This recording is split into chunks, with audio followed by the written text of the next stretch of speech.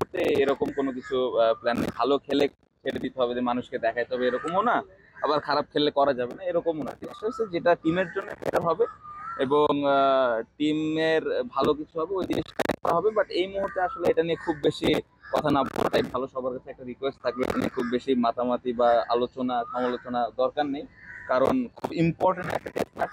আমি আশা করবো সবাই এই টেস্ট ম্যাচটা আমরা কিভাবে ভালো খেলতে পারি এটা নিয়ে যেন, এরকম একটা টেস্টে আমরা ড্র করতে পেরেছি, ডোমিনেট করে ড্র করতে পেরেছি, এটা একটা ভালো অ্যাচিভমেন্ট ছিল। সো ওভারঅল আমার মনে হয় যে লাস্ট টেস্ট ম্যাচটা আমরা ভালোভাবে খেলতে পেরেছি।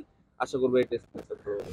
এখন যে প্লেয়ার গুলো আছে তারা খুব বেশি একটা এই মাঠে খেলার অভিজ্ঞতা নাই। সো এই মাঠে আসলে আমাদের আজকে একটা প্র্যাকটিস সেশন আছে, এখানে কন্ডিশনটা আমরা বোঝার চেষ্টা করবো, উইকেটটা যদি সম্ভব হয় দেখার, সেটা দেখে একটু আইডিয়া নেওয়ার চেষ্টা করবো। আমার মনে হয় যে নেক্সট এই আজকে এবং আগামীকালকে যতটুকু ভালো প্রিপারেশন নিয়ে আমরা ম্যাচটা খেলতে পারবো। মিরাজ কিন্তু খুব গুরুত্বপূর্ণ একজন প্লেয়ার আমাদের টিমের জন্য, কারণ ব্যাটিং এবং বোলিং যেভাবে কন্ট্রিবিউট করে প্রত্যেকটা ম্যাচে কিন্তু ইম্প্যাক্টফুল ব্যাটিং এ ইনিংস থাকে এবং বোলিং এ ইম্প্যাক্টফুল বোলিং থাকে। সো ও আসাতে অবশ্যই টিমের ব্যালেন্সটা আর একটু ভালো হবে এবং আমি আশা করব যে সে এই ম্যাচে ভালোভাবে এই দলের জন্য কন্ট্রিবিউট করতে পারবে। তো এই ড্রেসিং রুমে এতটুকু আমি সিওরিটি দিতে পারি যে এই ড্রেসিং রুমে কেউ পার্সোনাল মাইলস্টোনের জন্য কেউ খেলে না। মুশফিক ভাই এত বছর ধরে ক্রিকেট খেলেছেন, ওই এক রান নিয়ে আমার মনে হয় না উনি অনেক বড় কিছু অ্যাচিভ করে ফেলতেন।